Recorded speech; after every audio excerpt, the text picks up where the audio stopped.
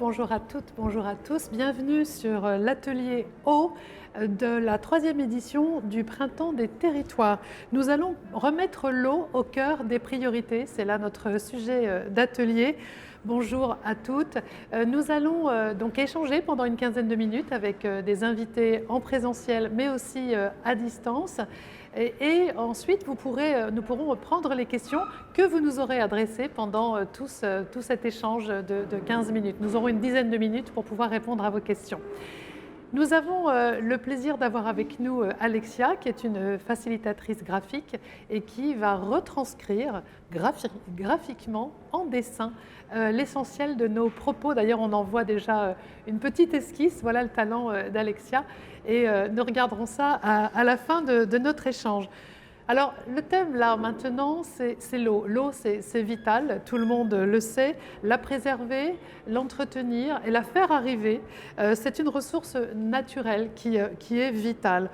Préserver la biodiversité, c'est un autre sujet. C'est un enjeu important pour les territoires. On parle ici de projets lourds financièrement, en termes d'engagement aussi humain, des projets de long terme et pourtant absolument indispensables auxquels sont confrontés régulièrement les petites, les moyennes et les grandes villes. La Banque des territoires finance ces projets, elle accompagne les collectivités territoriales, qu'il s'agisse de la préservation de l'eau, de sa distribution, de la gestion des espaces et des milieux aquatiques ou de la prévention des inondations qui, malheureusement, nous l'avons vu, sont de plus en plus fréquentes. À mes côtés pour ces 15 minutes d'atelier, Anne-Marie Iltis. Bonjour Anne-Marie. Et à distance, j'ai donc avec moi Chantal Vetter, qui est de la mairie de La Rochelle. Donc nous avons 2 personnes de la mairie de La Rochelle. Merci de nous avoir rejoints. Et Hélène Rouquette, qui est aussi sur l'écran. Merci à toutes les deux. Je vous laisse le temps de faire entendre votre voix. Bonjour à tous. Bonjour à tous. Ma première question est pour vous, Anne-Marie. L'Aquaprêt est un prêt qui est connu, mais on peut peut-être rappeler en quoi il consiste. Il finance les opérations sur les infrastructures, sur les réseaux de traitement, et ces projets, je l'ai dit en introduction, sont très coûteux. La Banque des territoires est là, heureusement. Comment est-ce qu'il se positionne, cet Aquaprêt ? Alors en fait, l'Aquaprêt de 2018 n'est plus l'Aquaprêt d'aujourd'hui.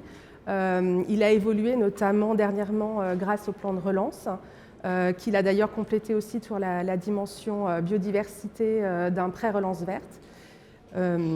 Nous avons en fait un prêt qui, dès l'origine, a permis de financer les infrastructures liées à l'eau potable, à l'assainissement et aux eaux pluviales. Et lors des assises de l'eau consacrées au grand cycle, il a permis de l'étendre à la GEMAPI.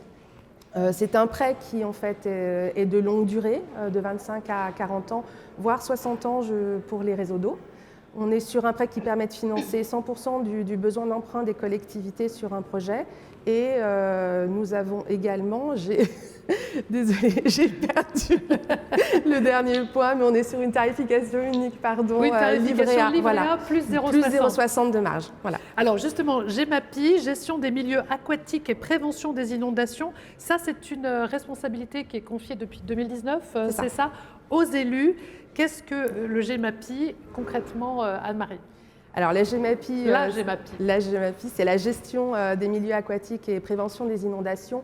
Pour faire simple, on va donner des exemples. Il s'agit par exemple de champs d'expansion de crues ou de restauration de cours d'eau, de création de passes à poissons ou de la restauration de zones humides. Mais aujourd'hui, on est surtout sollicité sur la dimension prévention des inondations, les digues notamment. Et sur l'aspect biodiversité, en fait, on a aussi un complément avec le prêt relance verte qui permet en fait de financer les projets de faune et de flore aquatique et leurs habitats, et notamment en termes de solutions fondées sur la nature, comme des marais. Et voilà. Alors, la GEMAPI, vous le disiez, lancée en 2019, patatras, la Covid, est-ce que c'est très connu finalement, cet accompagnement ? La dimension GEMAPI est restée un petit peu confidentielle, c'est vrai, sur 2020. Il y a eu la Covid et il y a eu aussi les élections municipales. Donc effectivement, on pense que notamment avec le plan de relance, on constate qu'on a déjà là un peu plus de demandes. Mais voilà, 2021 sera probablement un petit peu plus productif, on va dire, sur ces sujets-là. Donc vous prévoyez une campagne de lancement plus musclée, plus on l'espère, plus probablement. développée, on l'espère. Enfin tout ça, on verra ça ce soir, je pense. Justement, j'aimerais interpeller Chantal Vetter et Hélène Rouquette sur un programme de renaturation qui se passe dans un quartier de La Rochelle qui s'appelle Tadon. Je vais voir si je vous ai avec moi, Chantal, Hélène. Oui. Vous êtes avec nous, super. Chantal, ma première question est pour vous. Vous êtes donc élue à la mairie de La Rochelle et vous avez lancé très récemment un projet qui est la renaturation du marais de Tadon, qui est un quartier à l'entrée de La Rochelle. Ce marais avait une longue histoire, je crois. Oui, tout à fait. Pour replacer juste le quartier, justement, enfin le marais plutôt, il est vraiment dans une situation très privilégiée. Il est à peine à 2 km du centre-ville, entre la gare, le joli quartier de Tadon dont vous parliez, et juste avant le quartier plus récent de Villeneuve-les-Salines. Alors il s'étend d'abord sur 82 hectares. Il a été classé ZNIEF, donc zone naturelle d'intérêt écologique, faunistique et floristique, dans les années 80. Et puis il a été en son temps aussi protégé comme réserve naturelle volontaire. Bon, alors un peu d'histoire, donc c'était au Moyen-Âge, c'était des marais salants qui ont été exploités jusqu'en 1935 pour le sel. Donc tout le quartier, ce joli quartier de Tadon est un ancien quartier de saunier. Et puis à partir de 1935, il est devenu pâturage pour les bovins jusqu'en 1960. Et puis en 1962, il y a eu un barrage qui a donc barré le petit cours d'eau de la Moulinette qui traverse le marais. Aussi, ce marais s'est retrouvé déconnecté de la mer et il s'est transformé. Alors après, en 70, il a été remblayé partiellement parce qu'il y a eu la construction du nouveau quartier de Villeneuve-les-Salines. Parallèlement, on a créé des bassins de rétention d'eau pluviale et puis des bassins qu'on a appelés ce sont des pièces d'eau qu'on a appelées des lacs. Voilà. Et puis, voilà, donc simplement pour conclure, vraiment c'est une richesse d'une grande ampleur et qu'il faut préserver absolument dans un contexte spécifique qu'on a d'objectif La Rochelle territoire zéro carbone et où ce marais est identifié comme un puits de carbone bleu. Oui, voilà. C'est ça s'inscrit dans votre stratégie territoriale, le zéro carbone. Tout à fait. Et on connaît bien La Rochelle pour une ville précurseur en matière de mobilité verte d'ailleurs, que vous encouragez de plus en plus. À quel moment est-ce que, Hélène, à quel moment est-ce que vous décidez de vous emparer de ce marais de Tadon dans l'état où il est laissé et pourquoi en fait? Alors en fait, on a fait plusieurs constats. En 2015, il a été, dans le contexte de changement climatique évidemment, mais on a constaté les milieux qui s'asséchaient, les oiseaux migrateurs arrivaient, comme les échasses ou les avocettes. Elles venaient, mais elles ne nichaient plus parce qu'il n'y avait plus de nourriture, parce que les bassins étaient asséchés. Et donc, la zone humide ne jouait plus son rôle écosystémique. Le cours d'eau de la Moulinette, lui, avait un lit très large, inadapté à son petit débit. Et il était connecté aussi également à des bassins pluviaux, qui n'étaient pas recevables par rapport au fameux lac du quartier de Villeneuve. Ensuite, on a eu des espèces horticoles qui petit à petit se sont installées et ont envahi l'espace de manière assez démesurée, et ce qui a nui réellement à l'installation de la faune et de la flore locale qui font les caractéristiques de la mosaïque des habitats de cette zone humide du marais de Tadon. Donc les prairies qui sont des milieux riches ont également disparu. Et comment vous y êtes pris alors? Par quoi vous avez commencé? Parce que c'est sur 82 hectares, il faut bien commencer par un bout. Exactement, c'est une bonne question. En fait, au début, on a voulu lutter contre les espèces invasives sur une zone ciblée qui représentait 3 hectares. Mais vu l'ampleur de la tâche, on a très rapidement réalisé on n'y arriverait jamais sans avoir une démarche beaucoup plus globale. Donc le projet a été totalement reconsidéré et avec une décision politique et l'appui de M. Fontaine, on a pu mettre un projet sur cette zone humide pour qu'il réponde vraiment aux enjeux écologiques du site. Donc on a aujourd'hui réhabilité 15 kilomètres de sentiers et 80 sont accessibles à vélo, c'est ça, La Rochelle, la ville du vélo. Oui, alors ça c'est aussi pour permettre à la découverte des personnes de ce site tout en préservant un équilibre qui est fragile justement. Donc il faut cantonner les gens sur des sites particuliers, mais en effet il y a 15 km de sentiers et il n'y aura que le cœur de réserve qui sera vraiment fait piéton et interdit aux chiens. Mais pour remettre en eau le marais et accueillir la faune et la flore, ça a été assez complexe en fait. Donc au niveau hydraulique, on a dû reméandrer le cours d'eau. Là, les travaux sont encore en cours, ils s'achèveront avant l'été. On a créé aussi un limineur et créé des îlots au niveau des bassins. On a aussi fait des pentes douces pour stabiliser les berges, pour qu'elles ne s'écroulent plus. Et on a surtout permis à l'eau de pouvoir ponctuellement et de manière maîtrisée rejoindre le marais, que l'eau de mer puisse rejoindre le marais pour approvisionner le marais en eau. Au niveau terrestre, on s'est vraiment cantonné à décaisser les zones remblayées sur 6 hectares pour créer 2 bassins de zones humides avec une mosaïque saumâtre et douce. On a éliminé donc, tant qu'on peut se faire, parce que c'est jamais évident dans cette thématique-là, les espèces horticoles. Il était essentiellement du baccharis pour ce site-là. Et ainsi, là, on est en train de finir les plantations de 64 000 plantes aquatiques, de 1200 arbustes et puis un peu plus de 80 arbres. Que les marais ne sont pas très plantés au niveau des arbres, ce pas des paysages qui acceptent ça. Et puis, comme vous l'avez dit, on installe des aménagements pour l'accueil des promeneurs avec la création de passerelles sur l'eau, de pontons, de tours d'observation de 6 mètres pour avoir une vue vraiment panoramique sur le marais parce que c'est assez plat comme site. Donc, on n'a pas de point haut.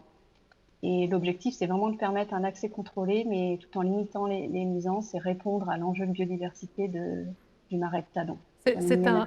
On comprend, c'est un énorme projet, 82 hectares. Le rendre à la ville et le rendre aux citoyens, le rendre aux promeneurs, hein, c'est un de vos objectifs. À quel moment, pour un tel projet, vous vous dites on va avoir besoin d'un financement supplémentaire, complémentaire? Comment est-ce que ça s'enclenche? Est-ce que vous vous tournez naturellement vers la Banque des Territoires? Alors en effet, la ville de La Rochelle a un interlocuteur privilégié en la personne de M. Chaptal de Champloux, qui est directeur territorial de la Banque des Territoires de Charente-Maritime. Donc assez naturellement, il a été notre interlocuteur dès l'ouverture du plan de relance verte, c'est-à-dire dès octobre 2020, où le projet de renaturation et d'aménagement du marais de Tadon vraiment correspondait aux critères d'éligibilité. Et donc la Banque des Territoires a pris en charge tout le besoin de la ville pour l'emprunt, que ce soit la charge nette des travaux qui restait à charge ou les études, à hauteur de 2 millions d'euros. Et le projet coûte combien dans sa globalité? C'est un projet à l'échelle des 92 hectares qui coûte 5 millions 100 en fait hors taxe avec les études comprises. Et il a reçu aussi un fort soutien de l'Agence de l'eau, de la région et du FEDER. Et le reste à charge donc était de 2 millions pour la collectivité. Et grâce à la Banque des Territoires et le plan de relance verte, donc on a une simplicité de traitement avec le suivi de dossier parce que l'ensemble de l'emprunt est chez un unique prestataire. Et donc c'est vraiment un partenaire dynamique et qui a été du coup efficace et très réactif. Donc on était dans les premiers nommés sur le plan de relance verte pour les collectivités. Merci beaucoup Hélène. Pourquoi la Banque des Territoires s'est attachée à la thématique de l'eau? Ça ne me semblait pas naturel comme ça, sans mauvais jeu de mots. Anne-Marie? En fait, elle s'y attache déjà depuis quelques temps, puisque la direction des prêts finance des projets eau, moins spécifiquement, mais depuis quelques années. Et puis, en fait, nous avons une vision globale de l'eau. On considère la ressource et l'ensemble des usages qui y sont attachés. La Banque des Territoires est banque du climat et à ce titre, elle décline les objectifs de développement durable de l'ONU. Et nous avons d'ailleurs pris l'engagement de contribuer à l'atteinte de ces objectifs à horizon 2030. Donc l'eau et la biodiversité trouvent leur place à ce titre. Alors, est-ce que ces projets, là on vient d'entendre parler d'un projet assez important, c'est les financements, enfin toutes les les villes peuvent y accéder, petites, moyennes, petites et grandes villes, ça on l'a vu, mais est-ce que c'est compliqué d'entrer en contact avec vous, de se dire je vais peut-être pouvoir être aidée, m'appuyer sur la Banque des Territoires? Alors, je pense qu'Hélène a répondu déjà à la question sur est-ce que c'est compliqué. C'est une grande ville. Voilà, mais non. Alors en fait, il faut savoir que l'Aquaprêt aujourd'hui est distribué sur tout le territoire, et y compris évidemment l'outre-mer. Et 80% de nos dossiers concernent des collectivités de moins de 5000 habitants. Donc on a un maillage très fin, et c'est d'ailleurs la fibre de la Banque des Territoires. Et voilà, donc en fait après on a des correspondants en région, il est assez simple de les contacter et de développer un projet avec eux. Ça, je pense que c'est vraiment la clé d'entrée, ce sont les correspondants en région. Est-ce qu'on peut solliciter un Aquaprêt pour tout type de gestion de l'eau, ou tout type d'eau même je dirais, c'est-à-dire la mer, les eaux pluviales, les ruisseaux, les marais? On l'a vu pour le marais de Tadon. Quelle différence entre l'Aquaprêt et le prêt de relance verte? Je veux bien qu'on le reprécise, notamment pour financer un projet de biodiversité. Alors, l'Aquaprêt est vraiment dédié à l'eau. Pour le coup, les réseaux, les infrastructures, effectivement tout type, puisqu'on peut imaginer par exemple des digues anti-submersion marine. Donc là, on est sur une approche vraiment eau. Et le prêt relance verte, lui, par contre, est sur la biodiversité dans son ensemble, y compris la dimension aquatique. Donc, sur un projet qui va couvrir la dimension aquatique, on peut imaginer de recourir à l'un ou à l'autre, notamment, par exemple, ça peut être une question de durée. L'Aquaprêt en GEMAPI va permettre un financement à 40 ans. En prêt relance verte, on peut aller jusqu'à 50 ans. Le reste des conditions sont assez similaires. Et quand le projet ne porte pas sur la biodiversité aquatique et qu'il est plus large? Le prêt relance verte est fait pour ça. Il est effectivement tout type de biodiversité, faune, flore, leurs habitats et les solutions fondées sur la nature surtout. Un petit exemple d'accompagnement pour la prévention des risques d'inondation. Vous avez un exemple de terrain ou... On a eu par exemple l'acquisition d'un terrain pour permettre l'absorption des premières crues. Voilà, ça c'est déjà des projets lancés. Beaucoup de digues, ça c'est une réalité. C'est vrai que ce qu'on disait tout à l'heure, ça coûte cher. Et puis surtout, en fait, on a été frappé. Enfin, le changement climatique est là et apporte effectivement des besoins réels et immédiats. Donc voilà, on est sur ce type d'intervention.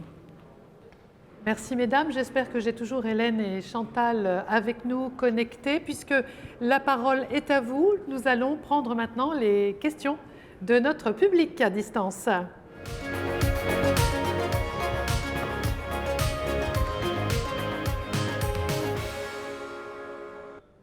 Et j'ai déjà une première question pour Hélène Rouquette. Hélène, le projet... Vous m'entendez bien Hélène? Vous me faites un signe?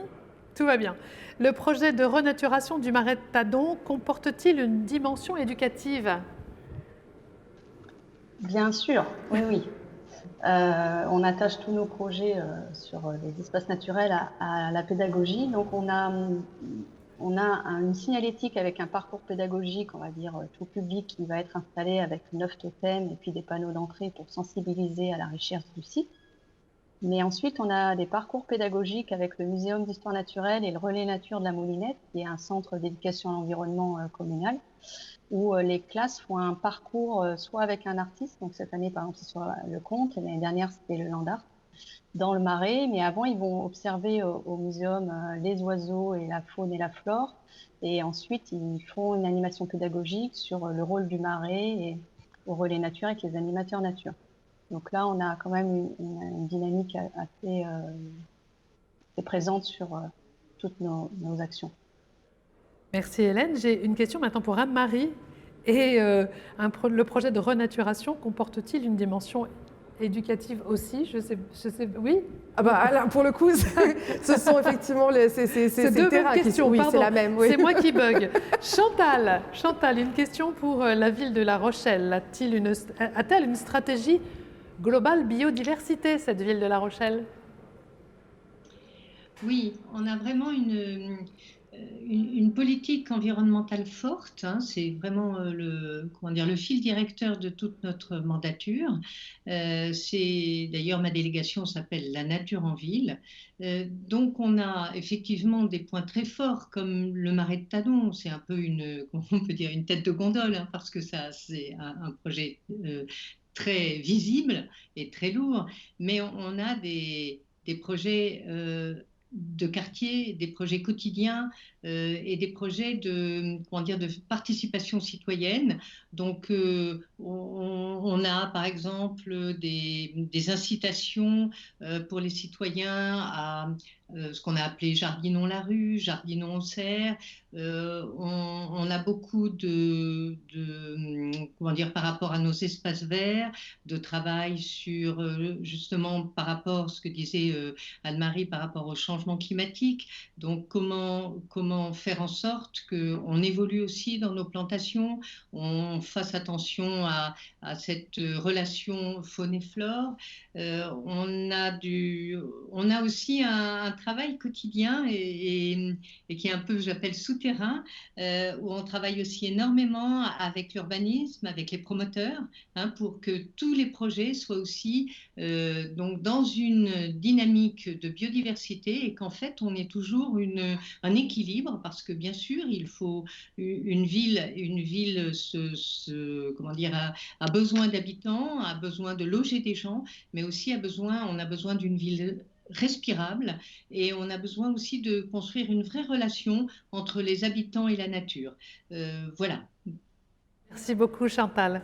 J'ai une question pour Anne-Marie cette fois, je pense que celle-ci est bonne. Vous avez présenté l'intervention en prêt sur le secteur de l'eau, mais la Banque des Territoires propose-t-elle d'autres solutions un peu plus innovantes sur cette thématique ?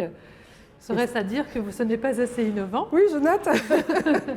Non, effectivement, en fait, on s'est doté au niveau de la Banque des Territoires d'un laboratoire qui s'appelle le Lab des Territoires et qui permet de faire émerger des projets innovants. Et il s'agit de créer en fait un écosystème avec des partenaires externes et de trouver des solutions pour des problématiques qui remontent soit du terrain à l'occasion de certaines de nos opérations ou de programmes d'investissement territoriaux. Et on a un exemple puisque à cette occasion, en fait, l'Aquaprêt exige d'avoir notamment pour les réseaux des diagnostics. Il s'est avéré que dans certains cas, il est difficile de les obtenir, alors même que parfois les collectivités disposent de la cartographie. Elle est juste répartie sur des supports différents, des formats différents, des échelles différentes. Donc rassembler ça peut être compliqué, et donc du coup, grâce à cet exercice avec le laboratoire, le Lab des Territoires, nous avons en fait créé un logiciel qui est fondé sur la data et l'intelligence artificielle et qui permet en fait un autoréférencement de l'ensemble des plans. Et ça s'appelle pour le coup AutoGéo, et vous pouvez avoir une présentation à l'occasion du Printemps des Territoires de ce logiciel, puisqu'il y a un pitch qui est disponible sur la plateforme, et vous pouvez même d'ailleurs prendre rendez-vous avec les créateurs de ce logiciel pour avoir une présentation, une simulation, voire même les questionner. Voilà, ça je pense que c'est un temps précieux gagné lorsque vous lancez un projet, c'est d'essayer de faire se superposer de façon cohérente toutes les cartes et tous les plans existants, c'est ça. Le diagnostic part forcément de la connaissance de son réseau. De son réseau. Donc voilà. La première chose à faire, c'est effectivement, quand on en a des supports, etc., de les rassembler, d'arriver à les mettre à une même échelle. Et donc l'avantage de ce logiciel, c'est qu'il permet de faire ça automatiquement. Drôle d'avancée, sacrée avancée, bravo. Est-ce qu'on a d'autres questions? Est-ce que de votre côté, Hélène ou Chantal, vous avez une question à poser à Anne-Marie qui est là, ou en fait vous l'avez souvent au téléphone et ce n'est pas nécessaire? C'est plutôt clair sur les activités de la Banque des Territoires pour nous. Alors je regarde, nous n'avons pas d'autres questions. Du coup, mesdames, je vais pouvoir vous remercier infiniment de votre présence, même à distance. À très bientôt, je l'espère. Merci beaucoup, Anne-Marie. On va quand même, ne bougez pas, je vais quand même vous montrer ce qu'Alexia, notre facilitatrice graphique, a produit de notre échange. Vous allez voir que, voilà, remettre l'eau au cœur des priorités. Donc, je peux vous laisser aussi commenter ce que j'ai fait avec les messieurs de l'atelier précédent. On voit que le citoyen est au cœur de tout cela, la biodiversité, le marais de Tadon, on retrouve schématiquement une des deux tours du port de La Rochelle, je pense que c'est ce qu'Alexia a voulu faire. N'est-ce pas Chantal et Hélène? Oui. Je pense que c'est le phare. C'est le phare, ah c'est le phare. Mais c'est pas le phare du bout du monde. C'est la lanterne du port. C'est la lanterne, d'accord. Et on a créé alors à l'occasion une banque du climat, hein. C'est formidable, donc ça va être le nouveau nom de la Banque des territoires, je présume. C'est une action. C'est une des actions parmi tant d'autres et des solutions qui sont fondées sur la nature. Merci beaucoup, merci Alexia. On va garder ça avec nous précieusement et si vous voulez la récupérer, d'ailleurs mesdames, vous n'hésitez pas à nous le demander. Il me reste à vous proposer une petite transition pour les internautes qui sont connectés sur cette conférence. Si vous avez encore quelques minutes, je vous propose une petite respiration artistique avec la compagnie Big Girl. Big Girl qui est une compagnie, comme son nom l'indique, constituée de femmes.